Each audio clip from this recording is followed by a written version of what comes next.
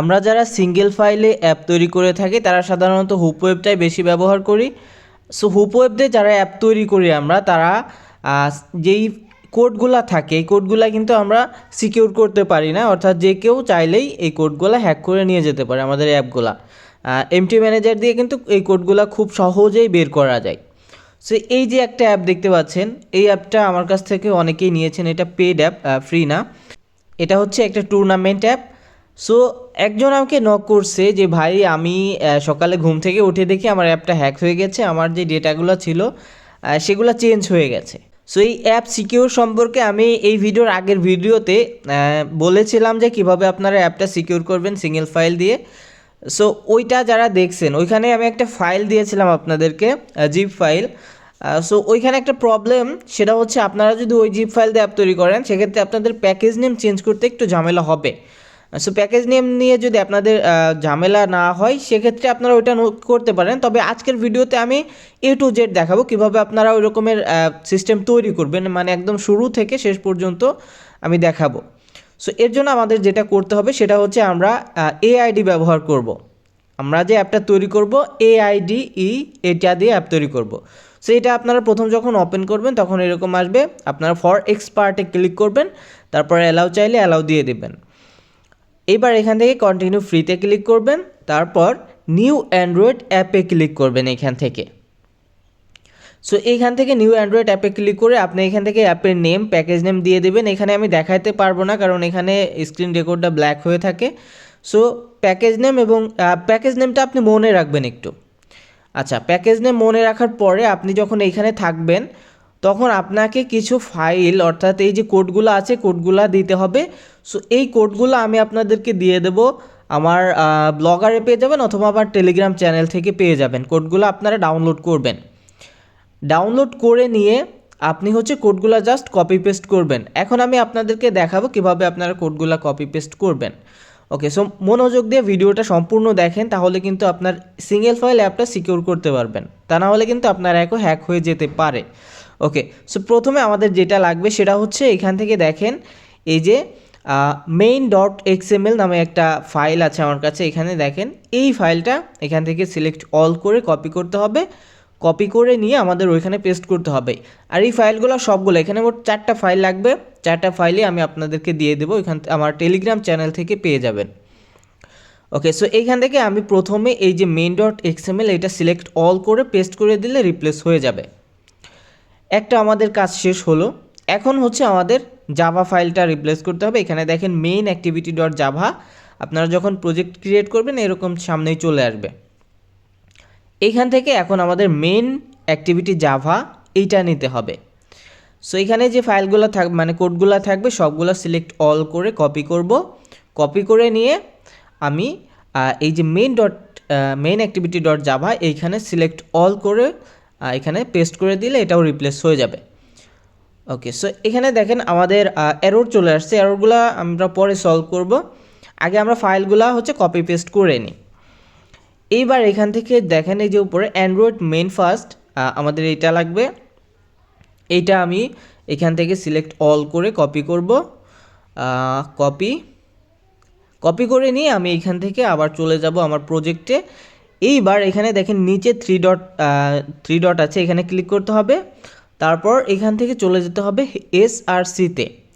এই এসআরসির মধ্যে গিয়ে আপনি Android main first dot XML ফাইলটা পেয়ে যাবেন। এইখান থেকে আপনাদের এই ফাইল মানে কোডগুলো রিপ্লেস করতে হবে। এখান থেকে বারবার ট্যাপ করবেন, সিলেক্ট অল হলে পেস্ট করে দেবেন, আপনার এটা রিপ্লেস হয়ে যাবে। এইবার আমাদেরকে নতুন একটি জাভা ফাইল তৈরি করতে হবে, যেই ফাইল দিয়ে আমাদের অ্যাপটা আসলে সিকিউর থাকবে। সো এই জন্য আমরা চলে যাব জাভা ফোল্ডারে। এখান থেকে জাভা ফোল্ডারে ক্লিক করবেন, তারপরে এই যে এই জায়গাটায় থ্রি ডট আছে, থ্রি ডটে ক্লিক করবেন। তারপর এখান থেকে ক্রিয়েট নিউ ফাইলে ক্লিক করবেন। এখান থেকে ক্রিয়েট নিউ ফাইলে ক্লিক করলে আপনি একটা ফাইলের নাম দেবেন। সো ফাইলের নামটা দেবেন এই যে দেখেন AESUTILS.java, সেম এরকম একটা নাম আপনারা দেবেন। আমি এখান থেকে কপি করে তারপর আমি এটা তৈরি করতেছি ফাইলটা। সো সেম নামটা আপনারা এখান থেকে দেবেন, কপি করবেন। কপি করে নিয়ে আপনারা চলে আসবেন প্রজেক্টের মধ্যে।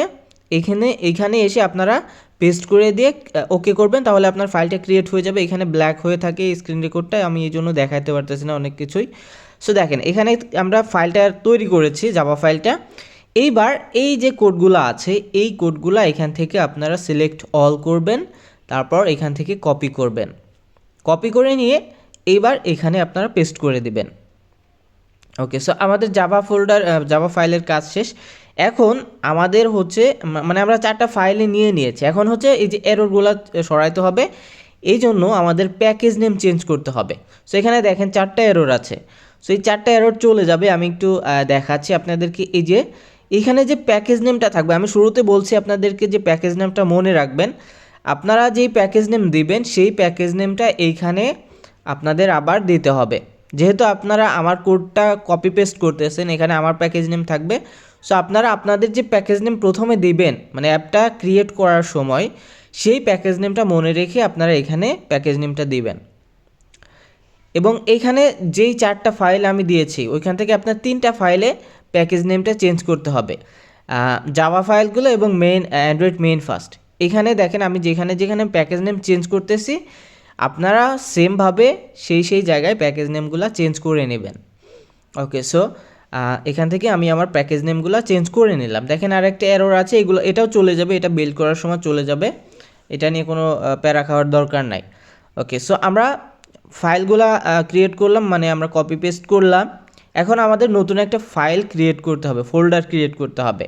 সো ফোল্ডার ক্রিয়েট করার জন্য নিচে থেকে 3 ডটে ক্লিক করবেন, তারপর ব্যাক আসবেন। এখানে জাভা রেস এবং Android main first dot XML এর জায়গায় একটা ফোল্ডার ক্রিয়েট করবেন। এই জন্য 3 ডটে ক্লিক করবেন, নিচে থেকে ক্রিয়েট, আচ্ছা এখানে ফাইল না ফোল্ডার ক্রিয়েট করতে হবে, ক্রিয়েট নিউ ফোল্ডারে ক্লিক করবেন। এইখানে আপনি আপনার ফোল্ডারের নাম দিবেন অ্যাসেটস নামে একটা ফোল্ডার ক্রিয়েট করবেন। এখানে আমি দেখাইতে পারতেছি না কারণ এখানে স্ক্রিন ব্ল্যাক হয়ে থাকতেছে ফোল্ডার ক্রিয়েট করার সময়। সো দেখেন আমি অ্যাসেটস নামে একটা ফোল্ডার ক্রিয়েট করেছি। এবার এই অ্যাসেটস ফোল্ডারের মধ্যে যাবেন, তারপর ক্রিয়েট নিউ ফাইলে ক্লিক করবেন। এইখান থেকে আপনি একটা ফাইলের নাম দেবেন index.html। এটাই হচ্ছে আপনার মেইন ফাইল, যেটা আপনি পাসওয়ার্ড দিয়ে প্রোটেক্ট করবেন। ওকে, সো আমরা ফাইলটা ক্রিয়েট করলাম। এইবার আমাদের যে কোডগুলো থাকবে, এই যে আমাদের যে কোডগুলো আছে এই কোডগুলো এখন কপি করবেন। আপনার যে কোডগুলো টুর্নামেন্ট অ্যাপ হোক বা অন্য যে কোনো অ্যাপ হোক, আপনি কোডগুলো কপি করে ক্রোম ব্রাউজারে চলে আসবেন। এইখান থেকে আপনি সার্চ করবেন dincrypt.blogspot.com, dincrypt.blogspot.com। এইটা লিখে আপনি এখান থেকে সার্চ করবেন। এটা আমি নিজে তৈরি করছি, খুব ভালো সিকিউর করতে পারে এখানে 64 হেক্স দিয়ে। সো আপনার নিশ্চিন্তে এখান থেকে পাসওয়ার্ড দিতে পারবেন। ওকে, এখানে ইনক্রিপ্ট ডিক্রিপ্ট দুইটাই করতে পারবেন। সো আপনি প্রথমে ইনক্রিপ্ট করার জন্য এখানে আপনার যে প্রথম বক্সটা আছে আপনার কোডগুলো এখানে পেস্ট করে দেবেন। বাকি আর কিছু এখান থেকে আপনার চেঞ্জ করা লাগবে না, আপনি শুধু এখান থেকে জেনে ক্লিক করবেন, তাহলে আপনার 64 অক্ষরের একটা পাসওয়ার্ড তৈরি হয়ে যাবে। আর এই পাসওয়ার্ডটা অবশ্যই আপনি কপি করে কোথাও সংরক্ষণ করে রাখবেন, পরবর্তীতে আপনার যখন এটা ডিক্রিপ্ট করার প্রয়োজন হবে তখন কাজে লাগবে।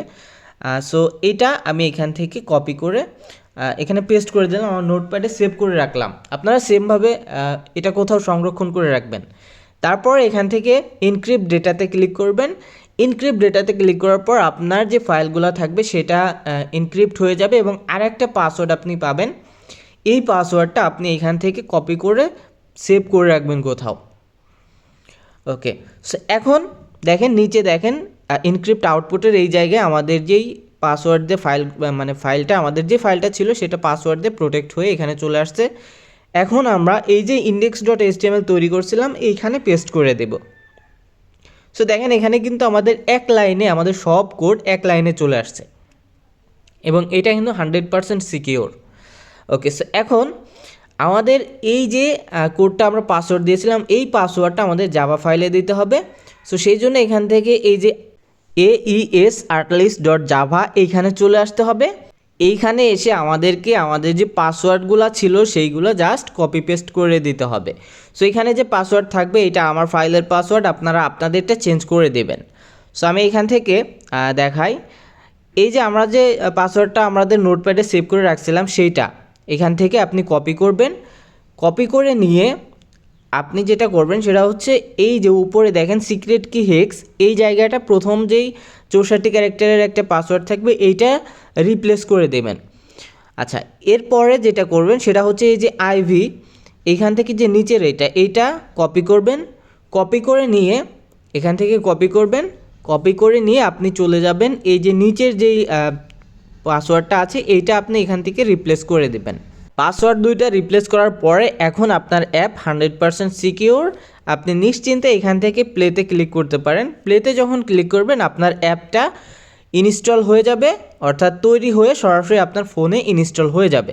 সো এখান থেকে যখন আমি বিল্ডে ক্লিক করলাম, দেখেন আমার কিন্তু অ্যাপটা বিল্ড হয়ে আমার ফোনে ইনস্টলের এই জায়গাটা চলে আসছে। আমি এখান থেকে ইনস্টল করে আপনাদেরকে দেখাচ্ছি। সো এখানে আরেকটা জিনিস দেখেন, এখানে কিন্তু আমাদের অ্যাপের লোগোটা চেঞ্জ হয় নাই, আমরা লোগোটা চেঞ্জ করি না, এজন্য হয় নাই। যদি আপনি লোগো চেঞ্জ করতে চান আপনি আমার এই ভিডিওটি দেখতে পারেন। এই ভিডিওতে আমি শেষের দিকে দেখাইছি কীভাবে এখান থেকে লোগোটা চেঞ্জ করতে হবে। সো এখান থেকে আমি অ্যাপটা ওপেন করতেছি। দেখেন প্রথমবার ওপেন হতে একটু সময় নিচ্ছে। সো দেখেন আমাদের অ্যাপটা কিন্তু ওপেন হয়েছে। আমি যদি আবার ওপেন করে দেখেন আমাদের অ্যাপটা কিন্তু ওপেন হচ্ছে। ওকে, সো এখন আমরা এখানে একটু লগ ইন করে দেখি আমাদের অ্যাপটা ঠিক আছে কি না। সো দেখেন আমাদের অ্যাপটা কিন্তু এখন লোড হচ্ছে এবং আমাদের অ্যাপের যে ফিচার ফাংশনগুলো ছিল সব কিন্তু এখন চলে আসতেছে। সো আমাদের অ্যাপটা ঠিক আছে। এখন কিন্তু এই যে অ্যাপটা আছে এটা কিন্তু আমাদের সিকিউর হয়ে গেছে।